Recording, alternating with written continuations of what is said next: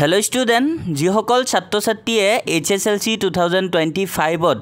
ভবামতে number পোৱা নাই অৰ্থাৎ বহুত ভালকে লিখি আহিছা পৰীক্ষাত কিন্তু তোমালোকে এক্সপেক্ট কৰা মতে নম্বৰ পোৱা নাই তো তেওঁলোকে বহুতে আছে ৰিচেকিং কৰিব বিচাৰে তো ফাইনালি তোমালোকৰ বাবে ৰিচেকিংৰ নোটিছ আহি পৰিছে তো আজিৰ ভিডিঅ'ত তোমালোকৰ লগত ৰিচেকিংৰ এই নোটিছটো ডিসকাস কৰিবলৈ গৈ আছো কেনেকৈ কি প্ৰসেছত তোমালোকে ৰিচেকিং কৰিব পাৰিবা কিমান ফিজ হ'ব লাষ্ট ডেট কিমান আছে তো সকলোবোৰ তথ্য আমি ইয়াতে ডিটেইলছত কথা পাতিম তো তোমালোকে স্কিপ নকৰাকে সম্পূৰ্ণ ভিডিওটো তোমালোকে চাবা তেতিয়া বুজি পাবা আৰু আমাৰ চেনেলত যদি আজি নতুন আহিছা চেনেলটো সাবস্ক্ৰাইব কৰি ৰাখিবা যাতে এনে ধৰণৰ ইনফৰমেটিভ ভিডিওবোৰ সদায় পাই থাকা আৰু ছাত্ৰ ছাত্ৰীসকল তোমালোকে যিসকলে এটা বা দুটা বা তিনটা সাবজেক্টত ফেল কৰিছা তেওঁলোকে যদি কম্পাৰমেন্টেল এক্সাম দিয়া কম্পাৰমেন্টেল এক্সামৰ কাৰণে কিন্তু আমাৰ IH টেগ আসামৰ টিচাৰ সকলে কমন কুৱেশ্যনছ বনাইছে আৰু এটা গ্ৰুপ বনাইছে তাতে তোমালোকে জয়েন হ'ব পাৰিবা তোমালোকক সেই কমন কুৱেশ্যনছবোৰ দিব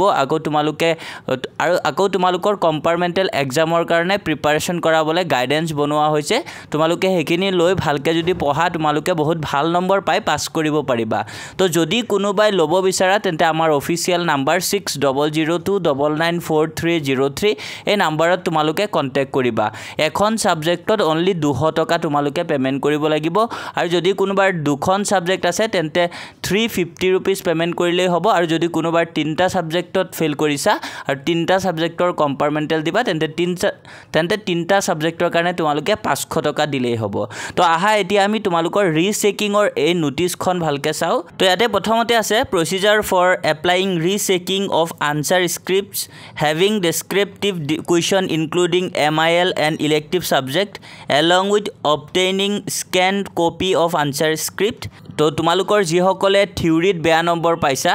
তো যদি তোমালোকে ৰিচেকিং কৰিব বিচাৰা এই প্ৰসেছত তোমালোকে কৰিব লাগিব তো ছাত্ৰ ছাত্ৰীসকল এক নম্বৰত দিছে যদি তোমালোকে ৰিচেকিং কৰা তেন্তে Assam state school education board বৰ্তমানৰ আগৰ যোনটো সেৱা আছিল তাৰ যোনটো অফিচিয়েল ৱেবসাইট আছে sevaonline.org তাতে তোমালোকে কি কৰিব লাগিব যাব লাগিব তাতে গৈ তোমালোকে তাৰ পিছত 2 নম্বৰত দিছে click on the link apply for rechecking and scan copy of answer scripts and OMR with answer key তো তোমালোকে সেৱাৰ অনলাইন অফিচিয়েল ৱেবসাইটত তোমালোকে গৈ তাতে তোমালোকে ক্লিক কৰিব লাগিব apply for rechecking and scan copy of answer script and OMR with answer key তো এনে ধৰণৰ অপচন তোমালোকৰ থাকিব তো তাতে তোমালোকে ক্লিক কৰিব লাগিব তাৰ পিছত 3 নম্বৰত please select rechecking and scan copy of answer script তো তাতে তোমালোকক সিলেক্ট কৰিবলৈ দিব তো তাতে তোমালোকে কি কৰিবা rechecking and scan copy of answer script তাতে তোমালোকে সিলেক্ট কৰিব লাগিব তাৰ পিছত 4 নম্বৰত দিছে please select the subject for which rechecking and answer script need to be apply তো তোমালোকে যোনখন সাবজেক্টৰ ৰিচেকিং কৰিব বিচাৰা হেখন সাবজেক্ট তোমালোকে সিলেক্ট কৰিব লাগিব তাতে তাৰ পিছত 5 নম্বৰত দিছে provide other necessary information as requested in the portal and pay necessary fees have to be paid through online mode only তো তোমালোকে কি কৰিব লাগিব necessary information যি বিচাৰিব তাতে এপ্লাই কৰোতে ৰিচেকিংৰ তাতে তোমালোকে ফিল কৰিব লাগিব আৰু তোমালোকৰ ফিজটো পেমেন্ট কৰিব লাগিব আৰু ফিজটো কিন্তু তোমালোকে অনলাইনত হে কেৱল পেমেন্ট কৰিব পাৰিবা তো যদি কোনোবা স্কুলত তেনেকে বিচাৰে স্কুলত তোমালোকে কিন্তু দিব নোৱাৰিবা অনলাইন যত এপ্লাই কৰিবা তাতে অনলাইনত হে তোমালোকে পেমেন্টটো কৰিব লাগিব আৰু তোমালোকৰ ফিজটো কিমান আমি তলতে কৈ দিম তো তাৰ পিছত 6 নম্বৰত কি দিছে fees for rechecking of answer script along with obtaining scan copy of answer script for all theory questions papers only etc including the OMR sheet part তো তোমালোকে যদি ৰিচেকিং কৰা ৰিচেকিংৰ কাৰণে তোমালোকে answer script with along obtain scan copy of answer script তো তোমালোকে হেতু দিব লাগিব আকৌ তোমালোকে তাৰ কাৰণে ফিজটো দিব লাগিব 400 rupees per subject তো এখন সাবজেক্টত যদি তোমালোকে ৰিচেকিং কৰা তেন্তে তোমালোকে 400 rupees তোমালোকে পেমেন্ট কৰিব লাগিব আৰু পেমেন্টটো তোমালোকে অনলাইনত হে কৰিব লাগিব কেৱল তাৰ পিছত 7 নম্বৰত দিছে rechecking process the candidate shall note that rechecking of answer script shall not mean reevaluation of the answer script তো তোমালোকে বহুতে কি ভাবিব পাৰা যে ৰিচেকিং কৰিলে মানে ৰিভলিউশন কৰা হয় ৰিভলিউশন মানে বহিখন পুনৰ এটা প্ৰশ্ন চাব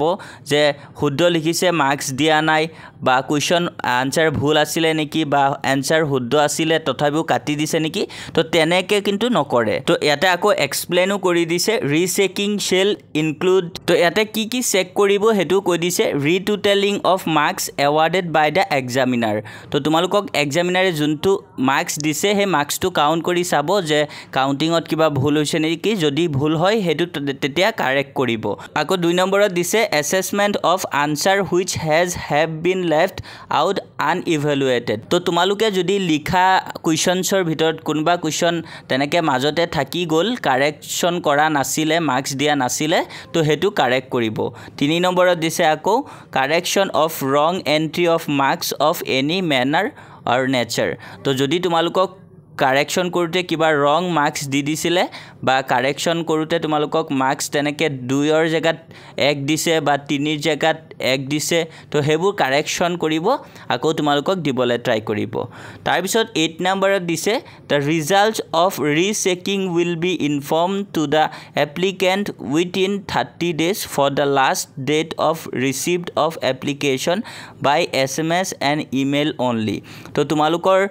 ৰিচেকিংৰ ৰিজাল্টটো তোমালোকৰ 30 ডেজৰ ভিতৰতে দি দিব তোমালোকৰ SMS বা ইমেইল যোগে তো তোমালোকে এপ্লাই কৰোতে যোনটো ইমেইল দিবা বা নাম্বাৰ দিবা তাতে তোমালোকক মেছেজ বা ইমেইল যোগে তোমালোকক উইথিন 30 ডেজৰ ভিতৰত ৰিচেকিংৰ ৰিজাল্টটো তোমালোকক দি দিব তেওঁলোকে তাৰ পিছত দিছে 9 নম্বৰত in case of any chance in marks the revised marksheet certificates will be issued on submission of the original mark sheet certificate in the board's office through the head of the concerned school with intimation of the head of the institution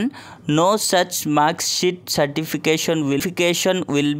will be sent directly to school candidates or through any other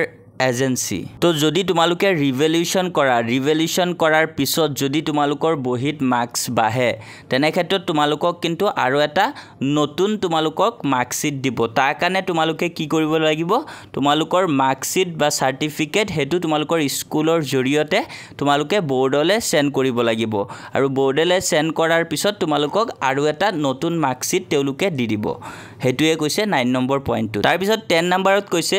scan copy of answer script will be available for the applied candidates through email only তো তোমালোকে যদি rechecking কৰা আৰু ৰিচেকিংত তোমালোকে যদি answer স্ক্ৰিপ্টটো তোমালোকে পাব বিচৰা তেনে ক্ষেত্ৰত তোমালোকক হে আনসাৰ স্ক্ৰিপ্টটো তোমালোকৰ ইমেইলত অনলাইনত তোমালোকক অনলাইনত তেনেকে PDF কৰি ইমেইলত পঠিয়াই দিব তো হেতুকে কৈছে ইয়াতে তাৰপিছত B number procedure for obtaining scan copy of OMR with answer key তো ইয়াতে তোমালোকে যদি OMR শীটখনো তেনেকে ৰিচেকিং কৰিব বিচৰা সেম প্ৰসেস হয় তোমালোকৰ যোনটো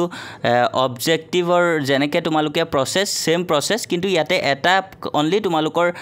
OMR শীট যদি ৰিচেকিং কৰা তেন্তে তোমালোকৰ ফিজটো কেৱল 50 रुपीस হে হ'ব কিন্তু তোমালোকৰ অবজেক্টিভত যদি ৰিচেকিং কৰা তাতে 400 তোমালোকৰ পাৰ সাবজেক্ট আছিল ইয়াতে OMR শীটখনত কিন্তু অনলি 50 रुपीस হে চাৰ্জ হয় তাৰ পিছত ইয়াতে কিছুমান জেনাৰেল ইনস্ট্ৰাকচন দিছে এক নম্বৰ দিছে the portal will be open after 2 days of declaration of result তো